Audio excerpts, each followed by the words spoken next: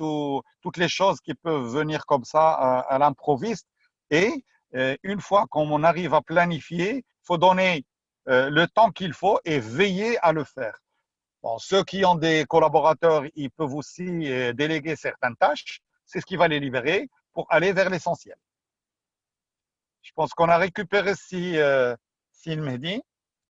Oui, tout à fait. Je vais lui laisser la parole encore. Euh, il faut activer le microphone, s'il me dit.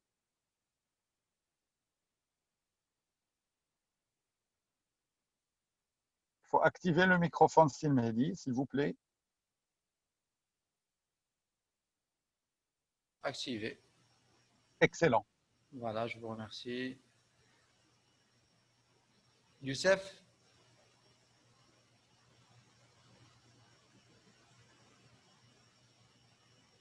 Youssef, tu nous reçois? Youssef, il est présent. Ah ouais, Il va activer son microphone. Voilà. Question, en attendant donc Simedi, est-ce qu'aujourd'hui, il faudra qu'on arrive à trouver un équilibre au niveau de notre vie personnelle et notre vie professionnelle?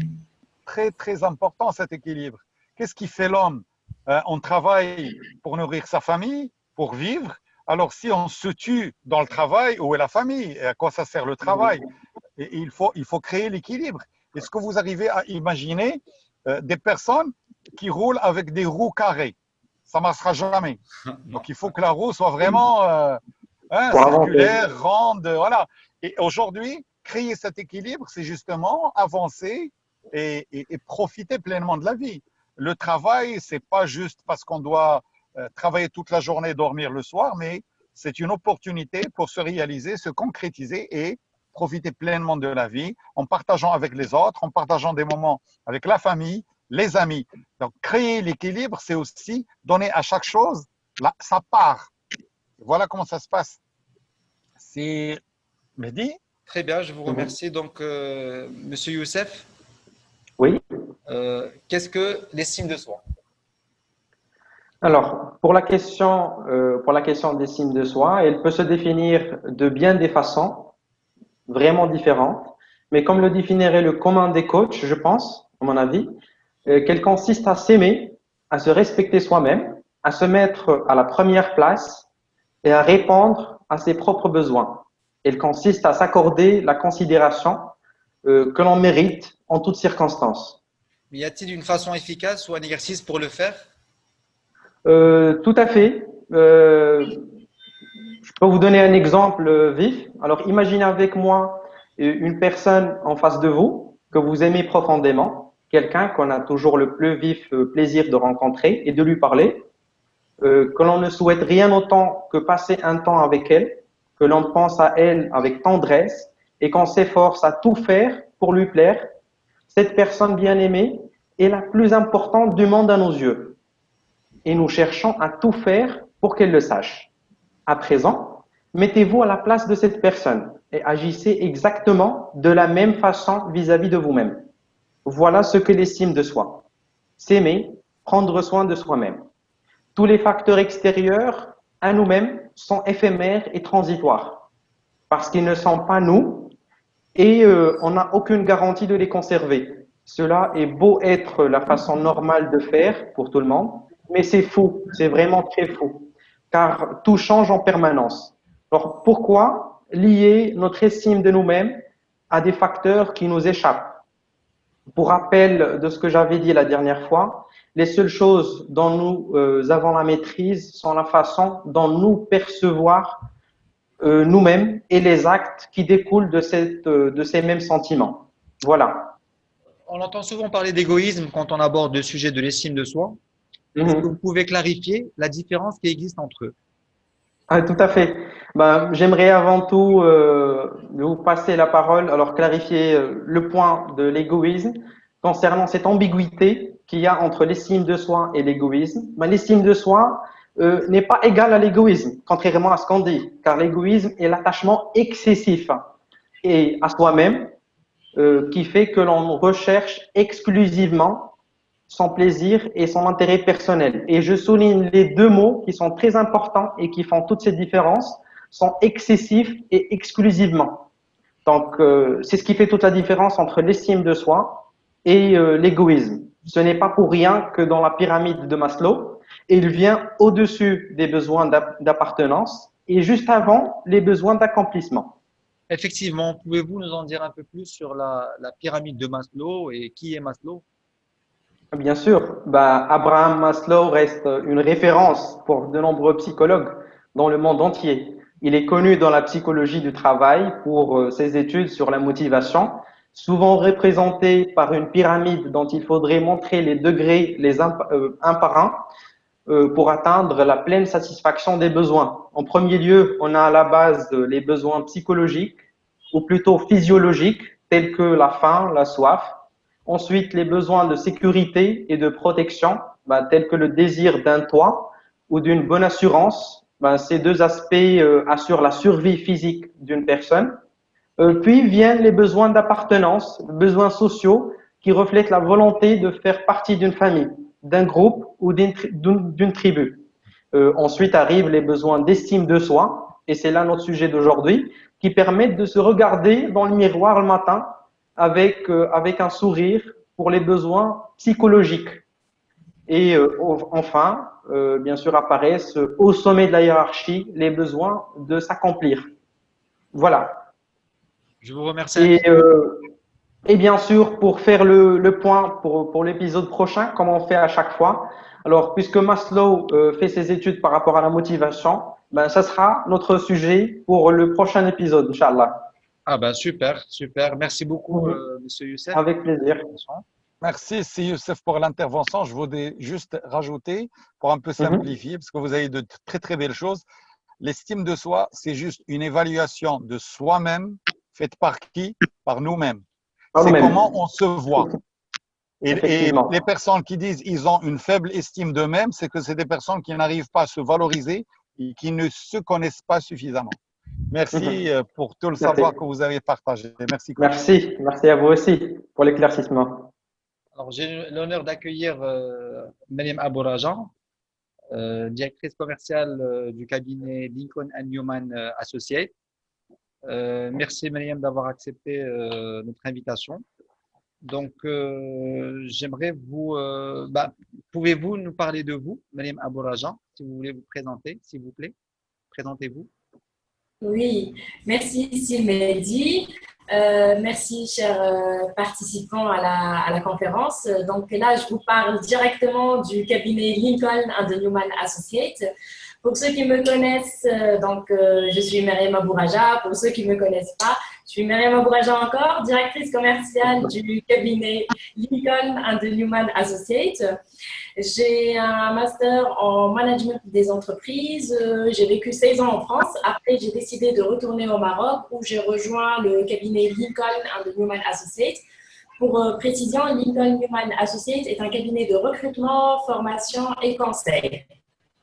Donc aujourd'hui, nous intervenons auprès des entreprises sur tout ce qui se rapporte à la partie recrutement des cadres, la partie formation, accompagnement des managers pour le développement de leurs compétences, la partie team building, où, comme vous le savez, tout ce qui se rapporte l'épanouissement, la création de la synergie au sein des équipes des entreprises, tout ce qui se rapporte la partie coaching, conseil en ingénierie de formation, et on a également tout ce qui se rapporte la partie technique par rapport aux formations techniques qui sont assurées par des experts dans ce domaine pour des entreprises dans le secteur automobile et toutes grandes entreprises.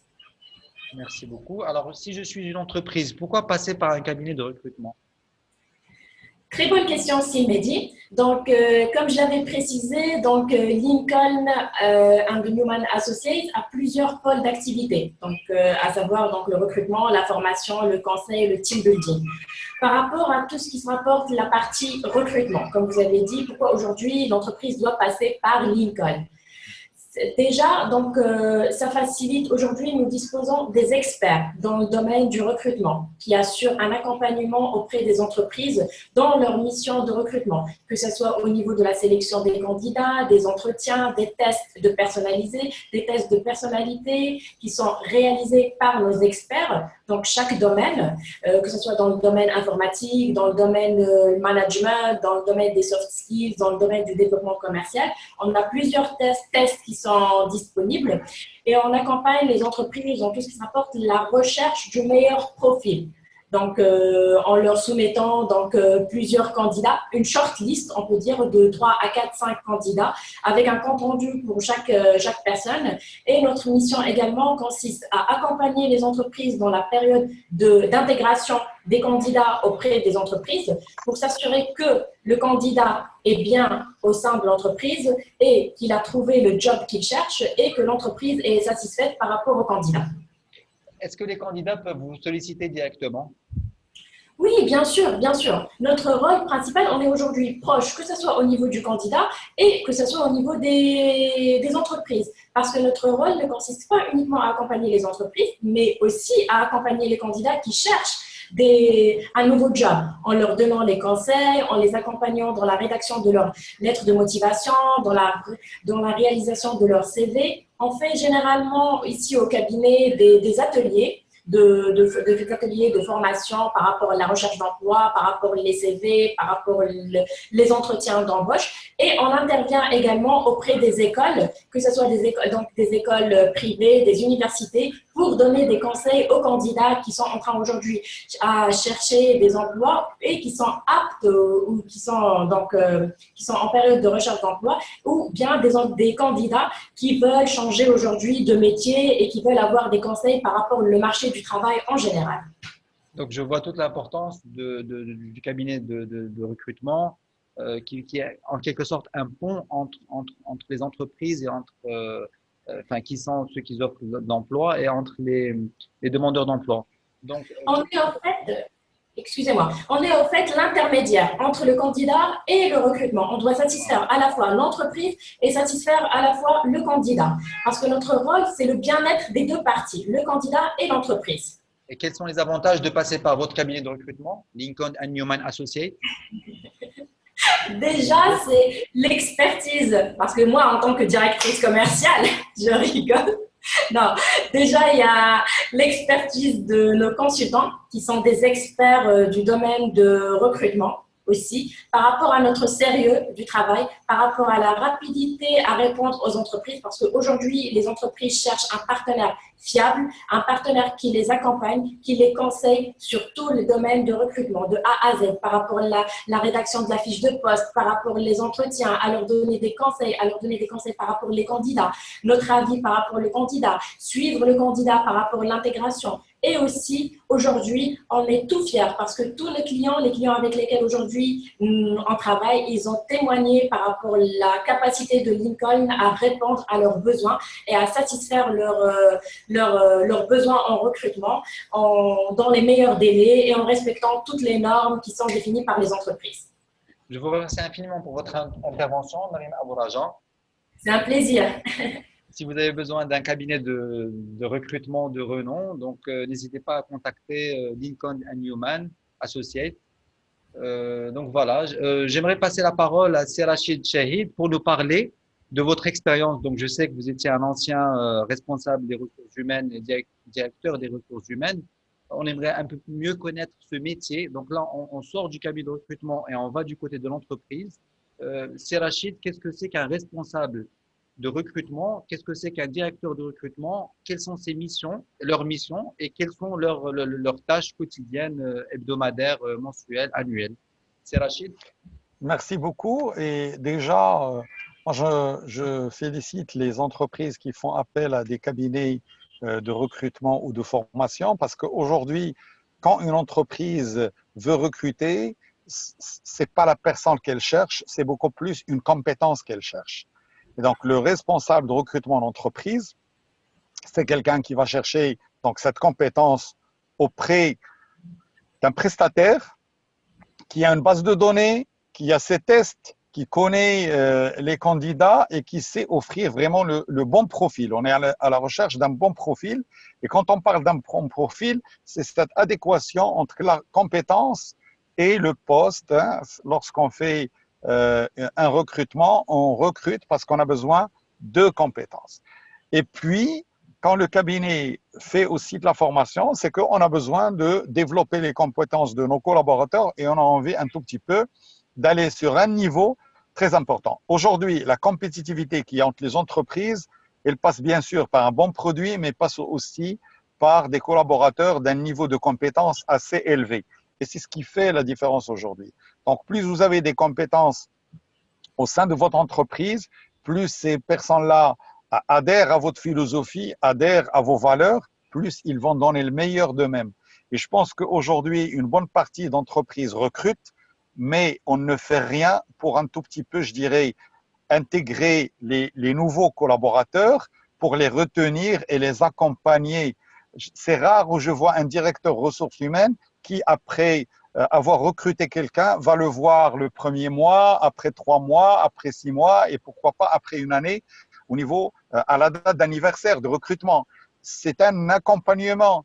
Quand vous voyez des personnes qui partent de l'entreprise, il faut se poser la question, est-ce qu'il y a un problème, est-ce qu'il y a un mal au sein de l'entreprise? Il faut garder le contact avec ces gens-là et se poser la question, qu'est-ce qui fait que les gens partent?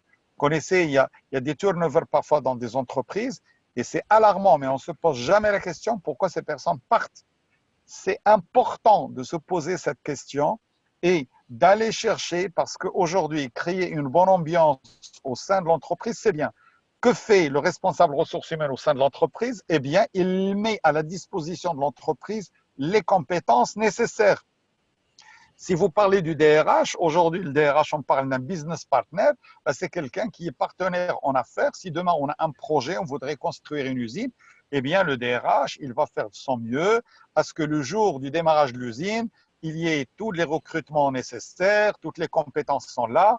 Mieux encore, on est prêt à démarrer avec beaucoup d'enthousiasme parce qu'on est aussi responsable de créer de la motivation chez les collaborateurs et aller même à créer un sentiment d'appartenance. Vous avez parlé tout à l'heure de la pyramide de Maslow et le sentiment d'appartenance, c'est vraiment quelque chose de formidable à créer chez le collaborateur. C'est un travail de tous les jours. Donc, il y a une partie administrative, mais tout le développement de compétences, de la motivation, c'est un autre volet sur lequel il faut se pencher réellement. Et donc, l'accompagnement à travers des cabinets qui ont des experts ou qui ont beaucoup d'expérience, c'est ce qui nous facilite la vie. Et moi, je faisais souvent appel à ces cabinets pour un peu gérer mon quotidien parce qu'ils sont là aussi avec tous les outils qu'ils peuvent mettre à notre disposition. Ça nous facilite la vie. Très bien, je vous remercie. Et notamment, bon, pour faire un peu le lien avec le cabinet de recrutement, j'imagine que pas tout le monde peut s'offrir un département de ressources humaines avec des responsables et directeurs. Est-ce qu'on peut conseiller aux petites structures de passer par un cabinet de recrutement pour les aider dans le recrutement?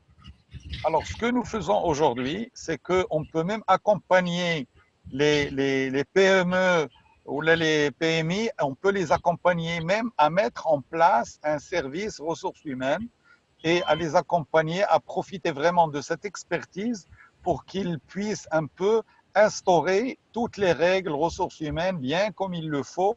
Et on est là pour les accompagner jusqu'à ce que vraiment ils se sentent indépendants, autonomes et dire qu'on a vraiment un bon service RH au sein de l'entreprise. J'ai une petite précision à rajouter, si vous me permettez.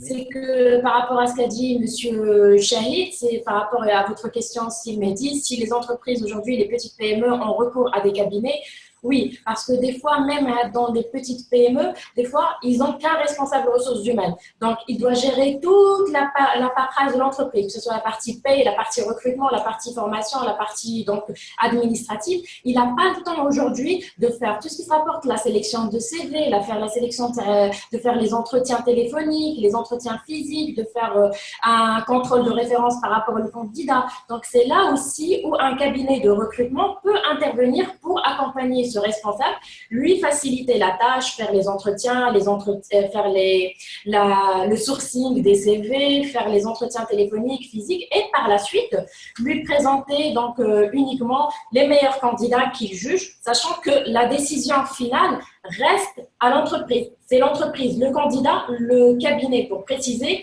ne dit pas il faut recruter tel candidat ou tel candidat. Il propose une shortlist et c'est à l'entreprise de choisir le candidat qu'elle souhaite. Ce n'est pas au cabinet. Nous, on donne notre avis, mais la décision finale revient à l'entreprise. Parfait. Donc, on peut enfin recommander aux entreprises, petites ou grandes, de passer de travailler avec un cabinet de recrutement. S'ils sont petits, ils ne peuvent pas avoir un département de ressources humaines, donc ils peuvent considérer ce cabinet comme une extension ou comme leur département de ressources humaines pour leur accompagner dans leurs problématiques.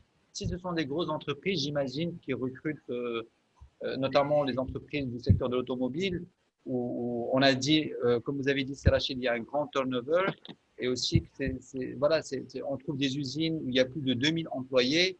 Le département de ressources humaines est rapidement débordé, et donc aussi, j'imagine, c'est recommandé pour eux de passer par des cabinets de recrutement pour les accompagner dans leur recrutement, dans leur formation, dans différents plans. Exactement, merci beaucoup. Donc, Mais avant de terminer, j'aimerais juste poser une petite question aussi pour éclaircir la chose pour nos téléspectateurs. Parce que j'ai profité de votre présence, Monsieur Serachid, par rapport au programme coaching embauche, bien sûr qu'on a fait en point, bien sûr en collaboration avec la capitale, le cabinet Workcode et aussi par votre présence. Parce que on a bien sûr un programme qui est riche et qui accompagne bien sûr les chercheurs d'emploi pour enrichir et plutôt pour optimiser leurs chances de réussite pour l'octroi d'un emploi le plus tôt possible. Donc, qu'est-ce que vous pouvez nous dire, juste en bref, en petits mots, par rapport à ce programme? Alors moi, le programme, jeté un coup d'œil, c'est un programme très très riche. Il est très bien et franchement, l'idée de partager le savoir, les connaissances et l'expertise avec les jeunes, ça qui كنقولوا زكاة العلم إنفاقه الله تعالى اللي غيجازينا ويجازيكم على هذا الشيء. زعما franchement, c'est du beau travail. Je remercie Sil Mehdi, d'accord, et si Youssef pour cette très très belle initiative. Je pense que le jour où vous allez faire, je pense, un forum ou une rencontre avec les professionnels, Madame Abou Raja sera présente pour accueillir les candidats et voir avec eux. Aujourd'hui, ce qui m'intéresse aujourd'hui, c'est qu'un candidat, il n'est pas le plus souvent jugé sur ce qu'il a appris à l'école, mais c'est sur son attitude au sein de l'entreprise. Et c'est ça la chose la plus importante. Et en tout cas, aussi pour l'événement, c'est déjà prévu pour demain. Donc samedi, porte ouverte à la capitale. Et bien sûr, où la présence de Madame Mariam sera bien sûr essentielle. Voilà. Et on l'annonce aussi au grand public pour la présence. Ce sera un événement qui sera bien sûr mis à jour chaque samedi, porte ouverte, un événement gratuit pour des questions-réponses directes. Voilà, pour un contact plus vivant. Il faudrait peut-être donner l'adresse. Bien sûr. C'est Mehdi, il va s'en occuper. Voilà. Donc voilà, pour la partie porte ouverte, effectivement. Donc on a lancé cette semaine les portes ouvertes chaque samedi à 15 heures à la capitale pendant 1 heure. L'idée, c'est de recevoir 9 candidats au maximum, donc soit des étudiants, soit des professionnels qui veulent changer changer de carrière ou changer de poste ou changer de travail. Pour les étudiants, pareil. L'idée, c'est de leur présenter le nouveau programme coaching embauche et de leur montrer comment l'utiliser pour atteindre leurs objectifs. Donc, c'est un mix. On apprend les soft skills, des choses qui, Inch'Allah, à partir de l'année prochaine, ils seront présents dans toutes nos universités. Donc, on travaille les CV, on travaille le profil LinkedIn, on travaille les techniques de recherche de stage, on travaille les simulations pour les entretiens, on travaille le développement personnel, un certain nombre de choses vraiment très, très riches. Donc, j'invite tout un chacun à venir participer, voir et s'informer. Donc, merci aux auditeurs d'avoir répondu présent à notre invitation. À vendredi prochain pour une nouvelle émission, 1 minute à faire, 1 minute pour faire la bonne affaire. Donc, bonne fin de semaine et à vendredi prochain. Voilà, à la même heure. Donc, je vous dis bonne soirée. Merci d'avoir participé et à vendredi prochain. Inch'Allah. Bonne Ciao, ciao. soirée. Prenez soin de vous-même. Bon week-end. Merci Au revoir. également. Au revoir. Ciao, ciao.